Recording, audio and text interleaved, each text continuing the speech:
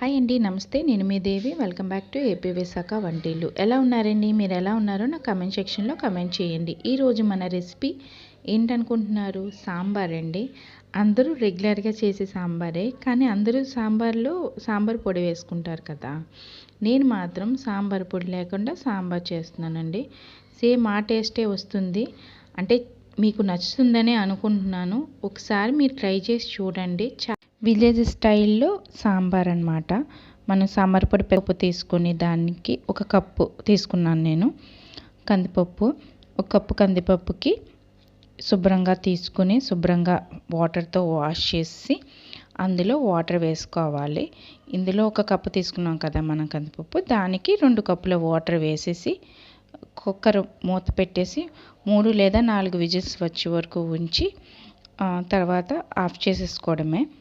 అంతేనండి. చాలా మనకి పప్పు ఒక పక్క ఉడికిపోయి పక్కన పెట్టేసుకుంటాం.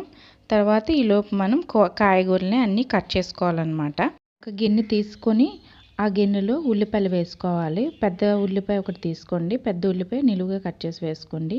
తర్వాత ఇందులోకి మనం క్యారెట్ చిన్నవి మనకిష్టం నచ్చిన సైజులో కట్ చేసుకోవచ్చు. ఒక కప్పు తీసుకున్నాను. తర్వాత టమాటో 1 కప్పు, ఆనపకాయ ముక్కలు 2 కప్పులు. మీ దగ్గర ఇంట్లో ఇంకా ఏమైనా వెజిటేబుల్స్ ముల్లంగి కానీ బెండకాయలు కానీ ఏమన్నా ఉన్నాయనుకోండి, అవి కూడా వేసుకోండి. నా దగ్గర ఉన్నవి వేసేసాను. సో కొంచెం కొత్తిమీర, కొంచెం పెద్ద సైజు పచ్చిమిరపకాయలు ఉంటాయి, అవి 2 నిలువుగా కట్ చేసినవి అవి. ఈలోపు మనకి కందిపప్పు ఉడికిపోతుంది కదా, ఆ కందిపప్పును కూడా అందులో వేసేసుకోవాలి.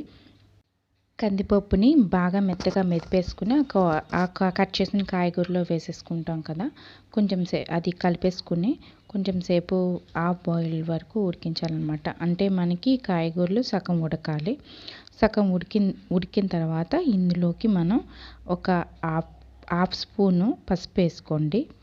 తర్వాత ఇందులోకి సరిపడా ఉప్పు, 1 స్పూన్ కారం పడుతుంది. అంటే మనం కొంచెం నేను ఈ క్వాంటిటీస్ మీకు చెప్పాను కదా, ఈ క్వాంటిటీస్ అన్నీ మనకి కరెక్ట్గా 6 మెంబర్స్కి సరిపడా సాంబార్ అన్నమాట ఇది. ఇందులో మనం మసాలాస్ కానీ ఏమి వేయము, సింపుల్గా తయారు చేస్తామండి. కానీ మసాలా ఫ్లేవర్ టేస్ట్ మాత్రం సూపర్గా వస్తుంది. నేను ఎప్పుడు చేసినా ఇలాగే చేస్తానండి. మీరు కూడా ఒకసారి ట్రై చేసి చూడండి. ఇందులో నేను పైన ఐకార్డ్లో మీకు అరటికాయ వేపుడు ఇంకా ఫ్రైస్ పెడతాను చూడండి. ఈ సాంబార్ కాంబినేషన్లో చాలా అంటే చాలా బాగుంటుంది. సో తర్వాత మనం ఇందులో సరిపడా చింతపండు కూడా మనం నానబెట్టుకుని పక్కన పెట్టుకోవాలన్నమాట. అనేది మనకి ఒక పెద్ద నిమ్మకాయ సైజ్ అంత అయితే సరిపోతుంది. సో నెక్స్ట్ మనం ఈలోపు మనకి కాయగూరలన్నీ పప్పులో అండ్ వాటర్లో బాగా హాఫ్ బాయిల్ కుక్ అయిపోయినాయి కదా. ఇప్పుడు మనం ఇందాక నానబెట్టుకుని చింతపండు ఉంటుంది కదా, చింతపండు వాటర్ అంతా అందులో వేసేసుకోవాలి. ఈ చింతపండు వాటర్ అంతా వేసుకున్న తర్వాత మనం ఈ స్టేజ్లో తర్వాత కొంచెం సేపు మనం చూసుకోవాలన్నమాట. సాల్ట్ కూడా చూసుకుని వేసుకోండి. ఇప్పుడే చింతపండు వేసిన తర్వాత కొంచెం సేపు మరుగుతుంది కదా, ఒక పావుగంట మరగాలండి. పావుగంట మరిగిన తర్వాత మనం దించే ముందు లాస్ట్లో ఒక 1 టేబుల్ స్పూను ధనియాల పొడి వేసుకుని పక్కన పెట్టేసుకోవాలి. ఈలోపు మనం పోపు చేసుకోవాలన్నమాట. పోపుకి 2 టేబుల్ స్పూన్ ఆయిల్ తీసుకుని అందులో ఆవాలు పావు టీ స్పూన్ జీలకర్ర, 5-6 వెల్లుల్లి రెబ్బలు, ఇంకా కరివేపాకు వేసుకోవాలి.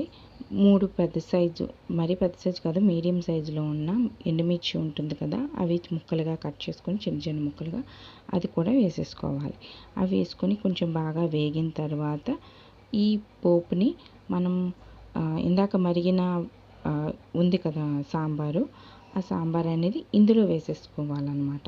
ఇందులో వేసేసుకుని తర్వాత ఈ మొత్తం మిశ్రమాన్ని సాంబారు ఉంటుంది కదా మొత్తం అందులో వేసేయాలి. చూడండి వీడియోలో చూపిస్తున్నాను కదా, అలా వేసేసుకొని మూత పెట్టేసుకోవడమే.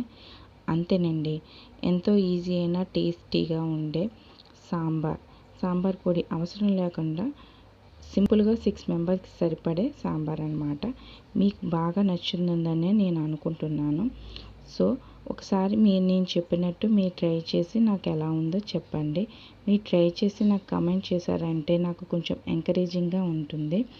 సో ఇదేనండి. ఇలాంటి వీడియోస్ మీకు ఇంకా కావాలి అనుకుంటే ఏపీ విశాఖ వంటిల్లు ఛానల్ని సబ్స్క్రైబ్ చేసుకుని పక్కనున్న బెల్ ఐకాన్ని క్లిక్ చేసి లైక్ చేసి షేర్ చేయండి. Thank you so much. Bye.